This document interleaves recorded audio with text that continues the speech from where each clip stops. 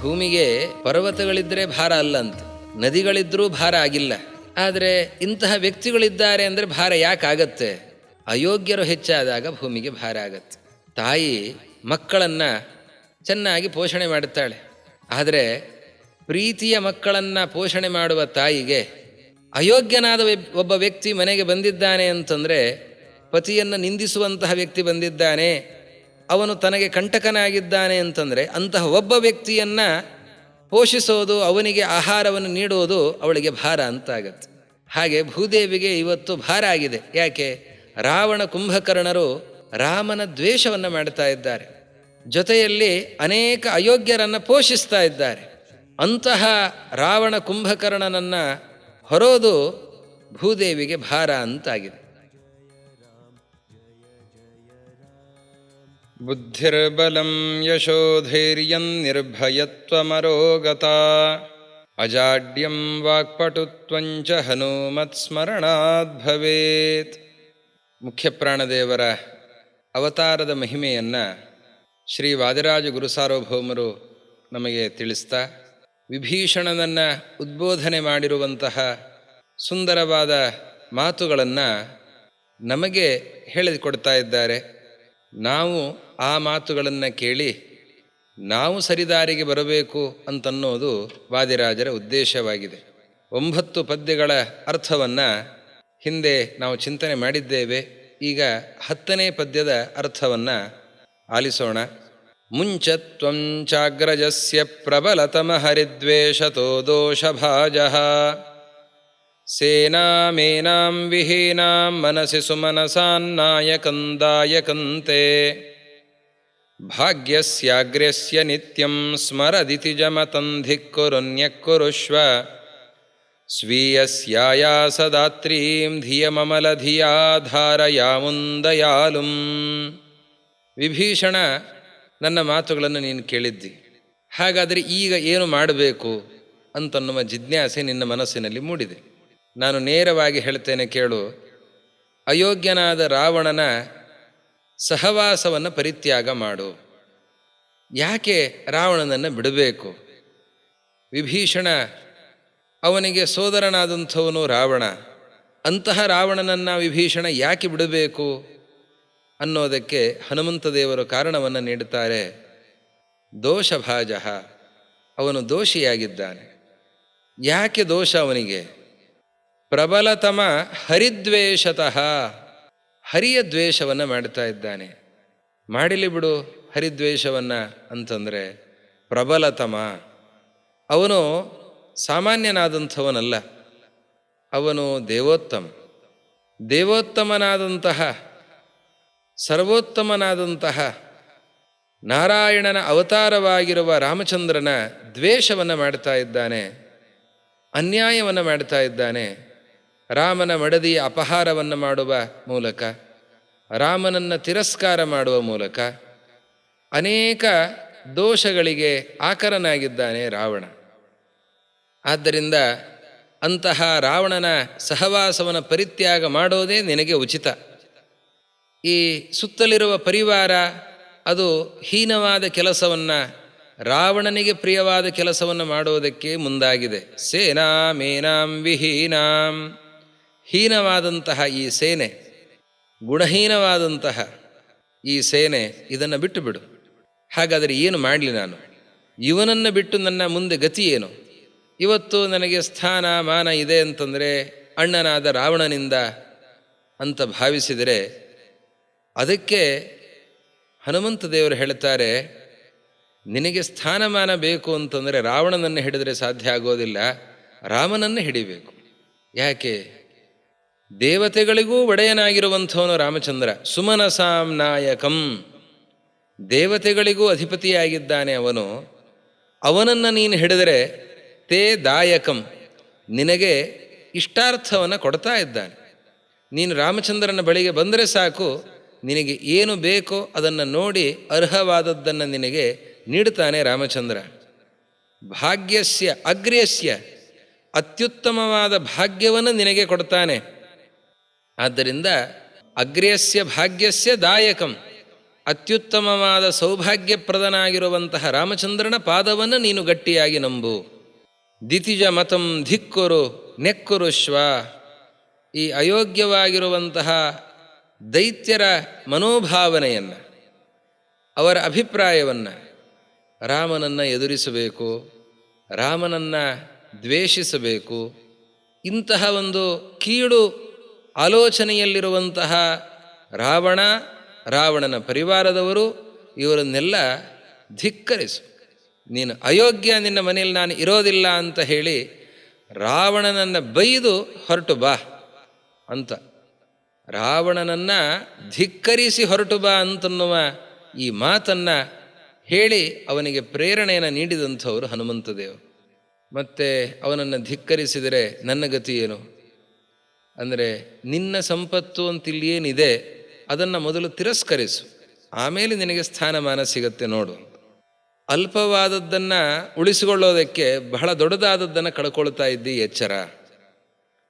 ಅದಕ್ಕಾಗಿ ನೀನು ಇರೋದನ್ನೆಲ್ಲವನ್ನು ತಿರಸ್ಕರಿಸು, ಆಮೇಲೆ ನಿನಗೆ ಸಿಗುವ ಸೌಭಾಗ್ಯ ಅದು ಬಹಳ ದೊಡ್ಡದು, ನೀನು ಆಲೋಚನೆಯೂ ಮಾಡಲಿಕ್ಕೆ ಸಾಧ್ಯ ಇಲ್ಲ ಅಂತ ಹನುಮಂತ ದೇವರು ಹೇಳ್ತಾರೆ. ಸ್ವೀಯಸ್ಯ ಆಯಾಸದಾತ್ರೀಂ ಧಿಯಂ ಅಮಲಧಿಯಾ ಧಾರಯ ಅಮುಂ ದಯಾಲುಂ.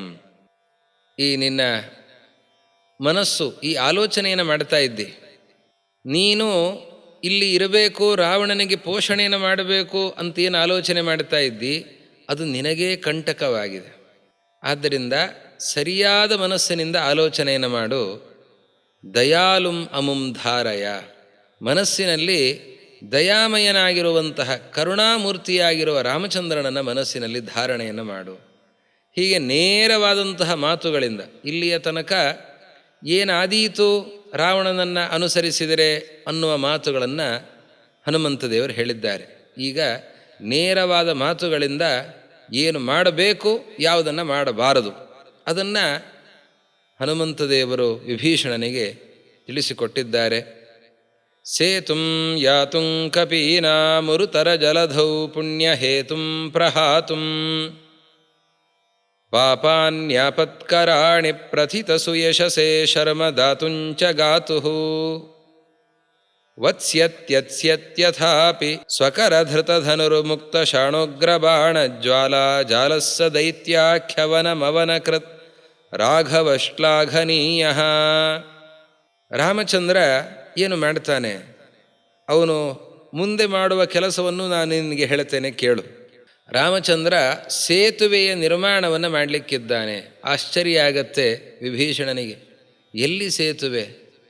ಲಂಕೆಗೆ ಸೇತುವೆಯ ನಿರ್ಮಾಣವನ್ನು ಮಾಡ್ತಾನೆ ರಾಮಚಂದ್ರ. ಭವಿಷ್ಯವಾಣಿಯನ್ನು ನುಡಿತಾ ಇದ್ದಾನೆ ಹನುಮಂತ. ರಾಮೇಶ್ವರದಿಂದ ಲಂಕೆಯ ತನಕ ಸೇತುವೆಯ ನಿರ್ಮಾಣ ಆಗಲಿಕ್ಕಿದೆ. ಯಾಕೆ ಸೇತು ಯಾಕೆ ಬೇಕು? ಕಪಿಗಳು ಬರಬೇಕು ನೋಡಿ, ಅದಕ್ಕಾಗಿ ಸೇತು. ರಾಮ ಬರೋದಕ್ಕೆ ಸೇತು ಅಲ್ಲ, ರಾಮಚಂದ್ರ ಸರ್ವಸಮರ್ಥ, ಅವನು ಹಾಗೇ ಬರ್ತಾನೆ. ನಾನೇ ಬಂದಿದ್ದೇನೆ, ರಾಮಚಂದ್ರ ಬರಲಿಕ್ಕಾಗೋದಿಲ್ವಾ? ರಾಮಚಂದ್ರ ಬರ್ತಾನೆ, ಆದರೆ ಕಪಿಗಳು ಬರೋದಕ್ಕೆ ಸಾಧ್ಯ ಇಲ್ಲ. ಅದಕ್ಕಾಗಿ ಕಪಿಗಳ ಸೇನೆ ಬರಬೇಕಾಗಿದೆ, ಈ ಸಮುದ್ರವನ್ನು ದಾಟಿ ಬರಬೇಕಾಗಿದೆ. ಅದಕ್ಕಾಗಿ ರಾಮಚಂದ್ರ ಸೇತುವೆಯ ನಿರ್ಮಾಣವನ್ನು ಮಾಡಲಿಕ್ಕಿದ್ದಾನೆ. ಅದು ಎಂತಹ ಸೇತು? ಅದು ಪುಣ್ಯಕ್ಕೆ ಕಾರಣವಾದಂತಹ ಸೇತುವೆ. ರಾಮಚಂದ್ರ ನಿರ್ಮಾಣ ಮಾಡ್ತಾ ಇರುವಂತಹ ಸೇತುವೆ ಅದು ಸಾಮಾನ್ಯವಾದ ಸೇತುವೆ ಅಲ್ಲ. ಅದು ಈ ಸಮುದ್ರವನ್ನು ಮಾತ್ರ ಅಲ್ಲ, ಸಂಸಾರ ಸಮುದ್ರವನ್ನೇ ದಾಟಿಸುವಂತಹ ಸೇತುವೆ. ಪಾಪಗಳನ್ನೆಲ್ಲ ಕಳೆಯುವಂತಹ, ಪುಣ್ಯವನ್ನು ನೀಡುವಂತಹ ಸೇತುವೆ ಅದು ರಾಮ ಸೇತುವೆ. ಸೇತುಂ ದೃಷ್ಟ್ವಾ ಸಮುದ್ರಸ್ಯ ಬ್ರಹ್ಮಹತ್ಯಾಂ ವ್ಯಪೋಹತಿ. ರಾಮಚಂದ್ರ ನಿರ್ಮಾಣ ಮಾಡ್ತಾ ಇರುವಂತಹ ಸೇತುವೆ ಏನಿದೆ, ಈ ಸೇತುವೆಯನ್ನು ನೋಡಿದರೆ ಸಾಕು ಬ್ರಹ್ಮಹತ್ಯೆಯಂತಹ ಮಹಾಪಾಪಗಳು ಕೂಡ ಪರಿಹೃತವಾಗ್ತವೆ. ಸಾಮಾನ್ಯ ಸಣ್ಣ ಪುಟ್ಟ ಪಾಪಗಳೇನು, ದೊಡ್ಡ ಪಾಪಗಳೂ ಹೊರಟೋಗ್ತವೆ. ಅಂತಹ ಒಂದು ವಿಶಿಷ್ಟವಾದ ಶಕ್ತಿ ಅದು ರಾಮ ಸೇತುವೆಗೆ ಇದೆ. ಅದಕ್ಕಾಗಿಯೇ ರಾಮೇಶ್ವರದಲ್ಲಿ ಆ ಲಿಂಗ ಪ್ರತಿಷ್ಠೆ, ರಾಮೇಶ್ವರದಲ್ಲಿ ರುದ್ರದೇವರು ನೆಲೆಸಿದ್ದು ಯಾಕೆ ಅಂತಂದರೆ, ಬ್ರಹ್ಮದೇವರ ಶಿರಚ್ಛೇದನವನ್ನು ಮಾಡಿ ಕಪಾಲಿ ಅಂತನಿಸಿಕೊಂಡಿರುವಂತಹ ರುದ್ರದೇವರು ತಮ್ಮ ಪಾಪವನ್ನು ಕಳೆದುಕೊಳ್ಳುವುದಕ್ಕಾಗಿ ರಾಮಸೇತುವೆಯ ದರ್ಶನವನ್ನು ಮಾಡ್ತಾ ಇರಬೇಕು ಅಂತ ಅಪೇಕ್ಷೆ ಪಟ್ಟಿದ್ದಾರೆ. ಅದಕ್ಕಾಗಿ ರಾಮಸೇತುವೆಯ ದರ್ಶನವನ್ನು ಮಾಡ್ತಾ ಇರಬೇಕು ಅನ್ನೋ ದೃಷ್ಟಿಯಿಂದ ರಾಮೇಶ್ವರದಲ್ಲಿ ರುದ್ರದೇವರು ನೆಲೆಸಿದ್ದಾರೆ. ಪಾಪಗಳನ್ನು ಕಳೆಯುವಂತಹ, ಭಯಂಕರವಾದ ಪಾಪಗಳನ್ನು ಕಳೆಯುವಂತಹ ಅತ್ಯುತ್ತಮವಾದಂತಹ ಸೇತುವೆಯ ನಿರ್ಮಾಣ, ಪುಣ್ಯಕ್ಕೆ ಕಾರಣವಾದಂತಹ ಸೇತುವೆಯ ನಿರ್ಮಾಣವನ್ನು ರಾಮಚಂದ್ರ ಮಾಡ್ತಾ ಇದ್ದಾನೆ. ಅವನ ಮಹಿಮೆಯನ್ನು ಯಾರು ಗಾನ ಮಾಡ್ತಾರೆ? ಗಾತುಂ ಶರ್ಮ ದಾತುಂ ಅಂತ. ಗಾತು ಶರ್ಮ ದಾತುಂ, ಗಾನ ಮಾಡುವಂತಹ ವ್ಯಕ್ತಿಗೆ ಸುಖವನ್ನು ಕೊಡೋದಕ್ಕಾಗಿ, ಅವನಿಗೆ ಭಗವಂತನ ಮಹಿಮೆಯನ್ನು ಕೊಂಡಾಡುವಂತಹ ವ್ಯಕ್ತಿಗೆ ಸುಖವನ್ನು ನೀಡುವುದಕ್ಕಾಗಿ ರಾಮಚಂದ್ರ ಸೇತುವೆಯನ್ನು ಮಾಡಲಿಕ್ಕಿದ್ದಾನೆ. ಅವನು ಕೈಯಲ್ಲಿ ಧನುರ್ಧಾರಿಯಾಗಿ ಬರ್ತಾನೆ. ಇಲ್ಲಿ ದುಷ್ಟನಾಗಿರುವ ರಾವಣ, ಅವನ ಪರಿವಾರ, ಅದನ್ನೆಲ್ಲವನ್ನೂ ಕೂಡ ಸುಟ್ಟು ಹಾಕ್ತಾನೆ.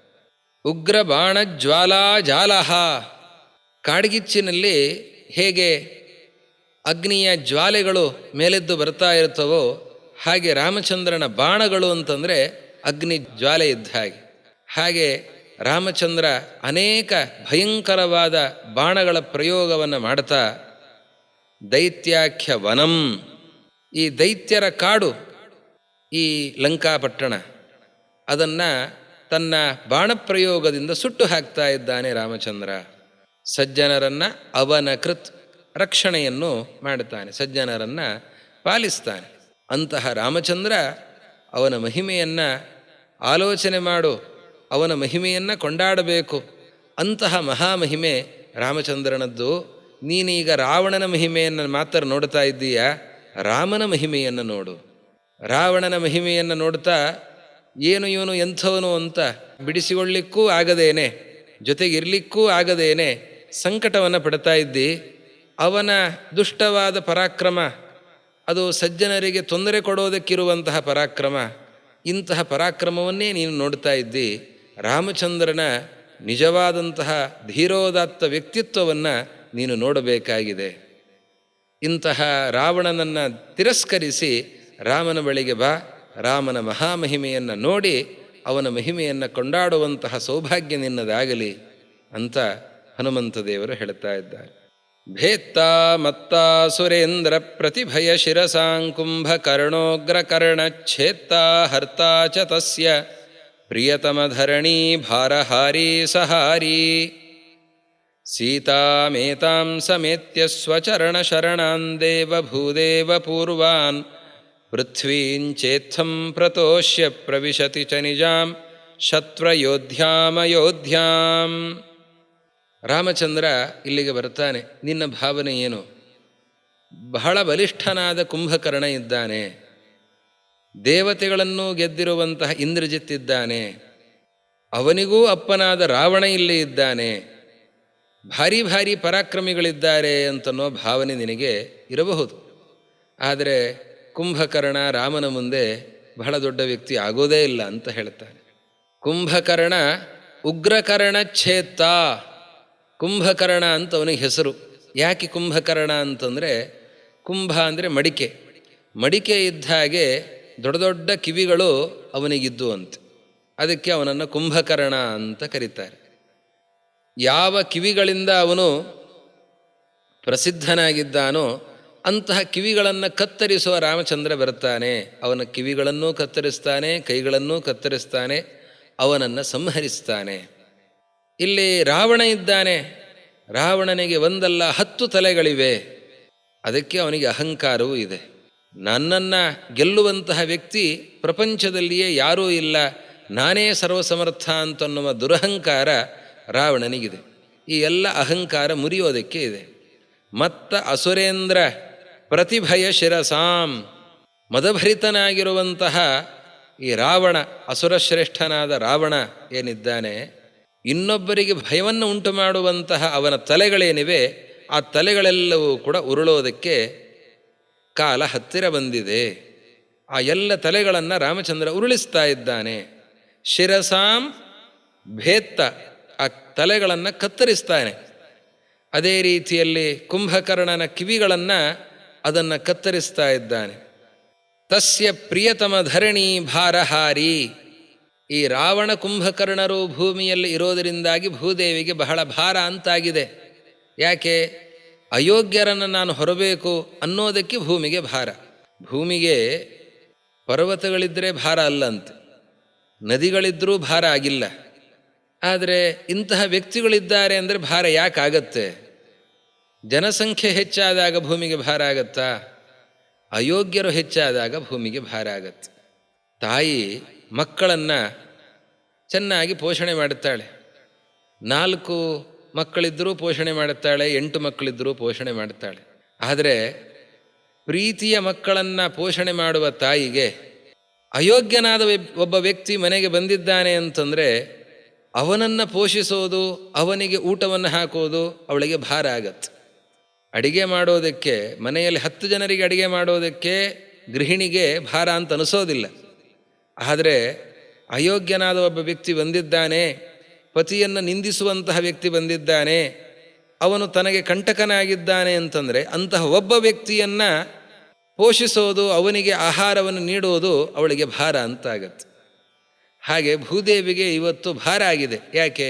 ರಾವಣ ಕುಂಭಕರ್ಣರು ಅವರು ರಾಮನ ದ್ವೇಷವನ್ನು ಮಾಡ್ತಾ ಇದ್ದಾರೆ, ಜೊತೆಯಲ್ಲಿ ಅನೇಕ ಅಯೋಗ್ಯರನ್ನು ಪೋಷಿಸ್ತಾ ಇದ್ದಾರೆ. ಅಂತಹ ರಾವಣ ಕುಂಭಕರ್ಣನನ್ನು ಹೊರೋದು ಭೂದೇವಿಗೆ ಭಾರ ಅಂತಾಗಿದೆ. ಪ್ರಿಯತಮ ಧರಣಿ ಭಾರಹಾರಿ. ಅತ್ಯಂತ ಪ್ರಿಯಳಾದಂಥವಳು ಧರಣಿ, ಭೂದೇವಿ, ವರಾಹನ ಮಡದಿ. ಅಂತಹ ಧರಣಿಗೆ ಉಂಟಾದಂತಹ ಭಾರವನ್ನು ರಾಮಚಂದ್ರ ಪರಿಹರಿಸ್ತಾನೆ. ಎಲ್ಲ ರಾಕ್ಷಸರ ಸಂಹಾರವನ್ನು ಮಾಡಿ ಭೂದೇವಿಗೆ ನೆಮ್ಮದಿಯನ್ನು ನೀಡ್ತಾ ಇದ್ದಾನೆ. ಅವನು ಯುದ್ಧಕ್ಕೆ ಅಂತ ಬರ್ತಾನೆ. ಅವನಿಗೆ ಕವಚ ಬೇಕಾಗಿಲ್ಲ, ಅವನಿಗೆ ರಥ ಬೇಕಾಗಿಲ್ಲ. ಸಹಜವಾಗಿ ನೆಲದಲ್ಲಿ ನಿಂತು ಯುದ್ಧವನ್ನು ಮಾಡಿಬಿಡ್ತಾನೆ ರಾಮಚಂದ್ರ. ಅವನು ಕೊರಳಿನಲ್ಲಿ ಧಾರಣೆ ಮಾಡಿದ ಹಾರಕ್ಕೂ ಯಾವ ಹಾನಿಯೂ ಆಗೋದಿಲ್ಲ. ಹೀಗಾಗಿ ಹಾರಿ, ಹಾರವನ್ನು ಧರಿಸಿದವನು, ಶತ್ರುವಿನ ಎದೆಯನ್ನು ಬಗೀತಾನೆ. ಇವನು ಧಾರಣೆ ಮಾಡಿದ ಒಂದು ಮುತ್ತಿನ ಹಾರಕ್ಕೂ ಹಾನಿ ಆಗೋದಿಲ್ಲ ಅಂತ. ಅಂಥವನು ರಾಮಚಂದ್ರ. ಆಮೇಲೆ ಸೀತಾಮೇತಾಂ ಸಮೇತ್ಯ ಸ್ವಚರಣ ಶರಣಾನ್ ದೇವ ಭೂದೇವ ಪೂರ್ವಾನ್. ಎಲ್ಲರನ್ನೂ ಕೂಡ ಕರೆದುಕೊಂಡು ಅಯೋಧ್ಯೆಗೆ ಹೊರಡುವನಿದ್ದಾನೆ. ಎಂತಹ ಅಯೋಧ್ಯೆಯದು? ಶತ್ರು ಅಯೋಧ್ಯಾಂ. ಶತ್ರುಗಳು ಯಾರೂ ಕೂಡ ಆ ಅಯೋಧ್ಯೆಯನ್ನು ಭೇದಿಸೋದಕ್ಕೆ ಸಾಧ್ಯ ಇಲ್ಲ. ಅದಕ್ಕಾಗಿ ಅದನ್ನು ಅಯೋಧ್ಯ ಅಂತ ಕರೀತಾ ಇದ್ದಾರೆ. ಆ ಹೆಸರೇ ಅಷ್ಟು ಚೆನ್ನಾಗಿದೆ ನೋಡಿ, ಅಯೋಧ್ಯ.